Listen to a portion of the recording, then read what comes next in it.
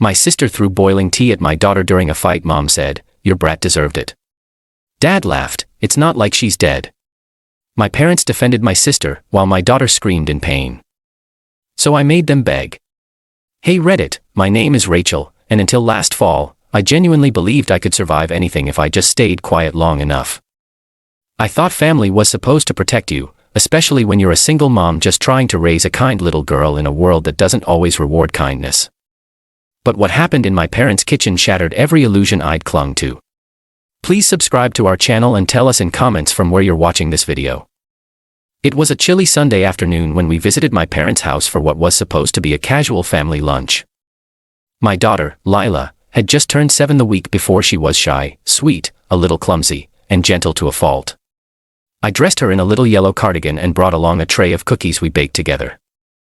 I wanted to show them we were doing okay on our own, even without a man beside us. My sister, Chloe, was already there when we arrived. Her heels clicked on the hardwood floor, like they own the place. She wore designer sunglasses indoors, her makeup flawless, her perfume aggressive. Chloe had always been the star, loud, dramatic, impulsive, praised for her ambition, while my calmness was mistaken for weakness. She looked Lila up and down and said, "You dressed her like a school librarian, Rachel." Mom laughed. Dad didn't even look up from his phone. I ignored the comment. I always did. Lunch started off stiff. Chloe spent most of time bragging about her latest brand deal, some skincare line she barely used.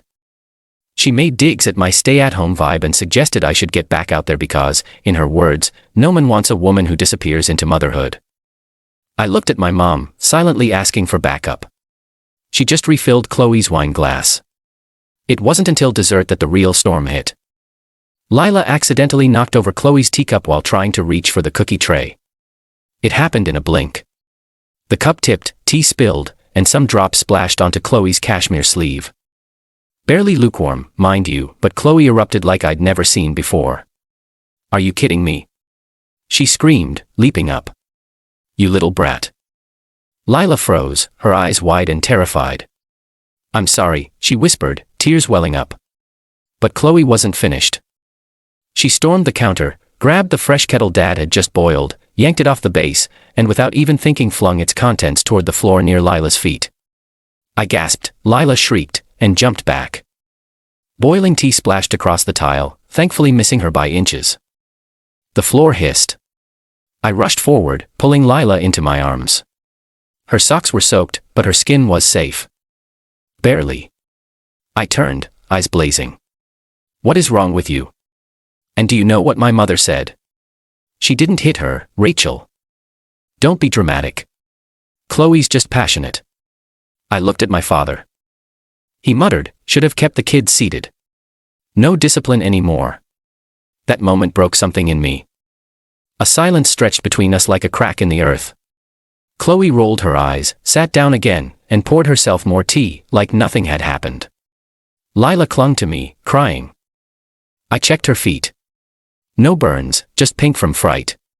But the betrayal? That would take longer to fade. I packed her things quietly. I didn't yell. I didn't fight. I didn't even cry, not yet. I just said, "Thank you for lunch," and left.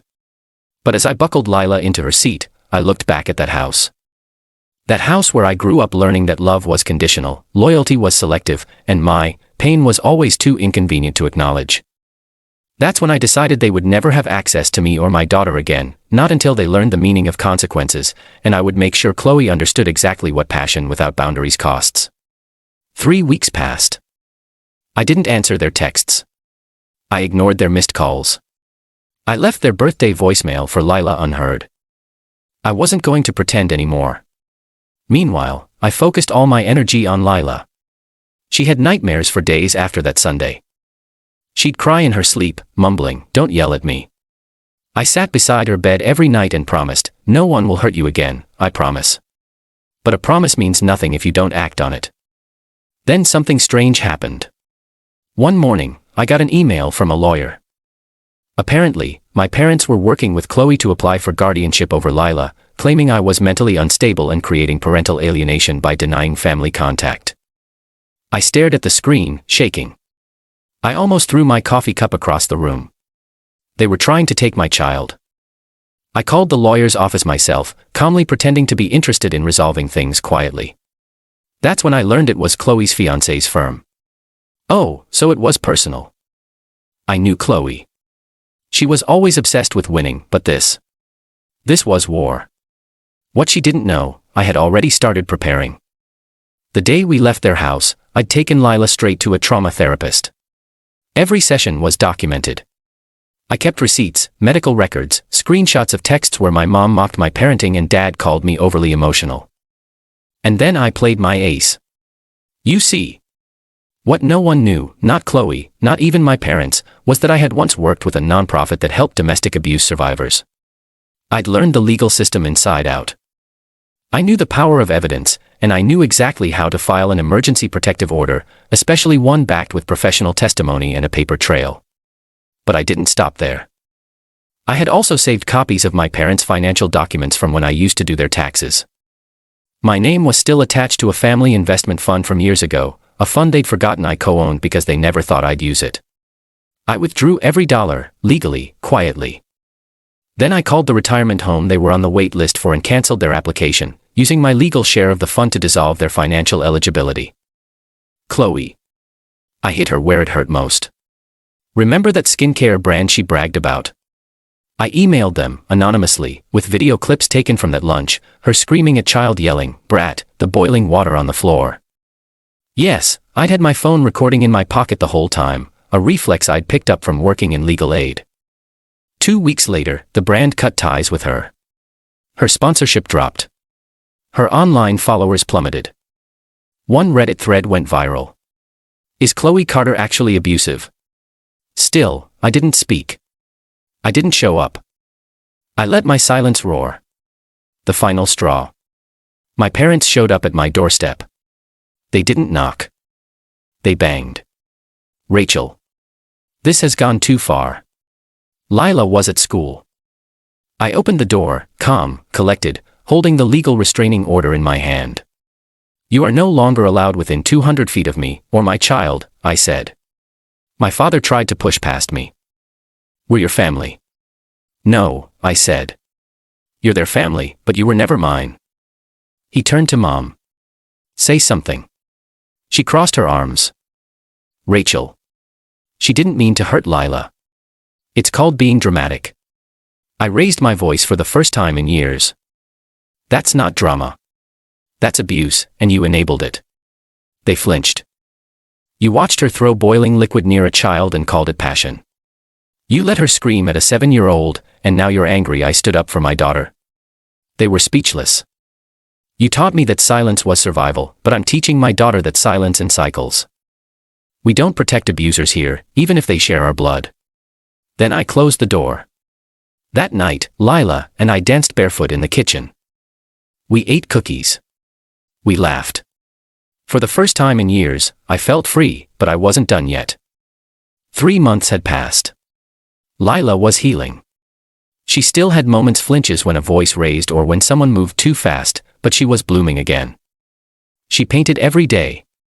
She laughed more. Her therapist said the transformation was remarkable. Me.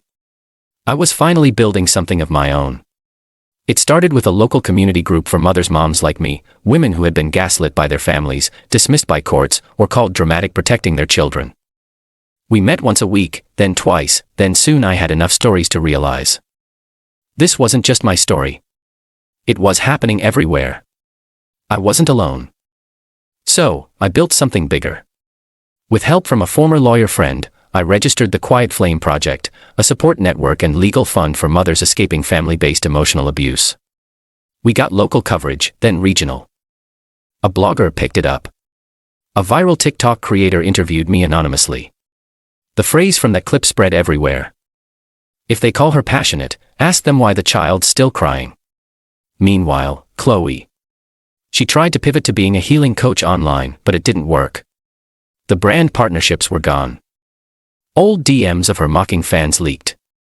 A mother she bullied during a live stream came forward, then another, and another.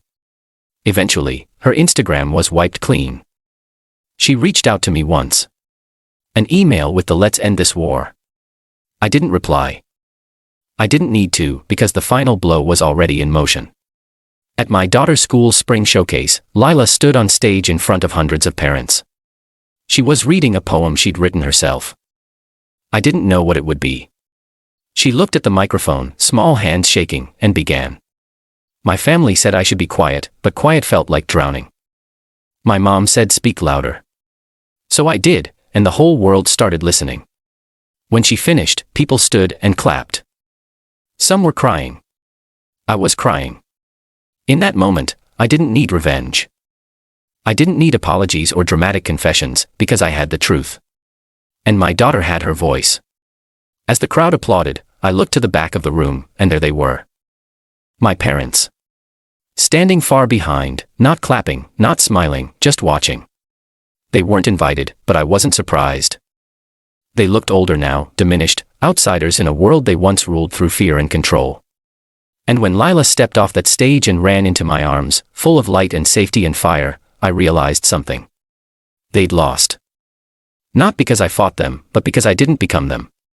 Because I chose to protect, not to please. Because I built a life where my daughter would never again question if she mattered. So when my mom whispered from the back, "Rachel, please," I held Lila close, kissed her forehead, and turned my back to them. "Let's go home," I said. We walked away. Justice wasn't screaming in court. It was walking away without needing their validation. It was raising a child who knew her worth. And that was the sweetest revenge of all. Please subscribe to our channel and tell us in comments from where you are watching this video.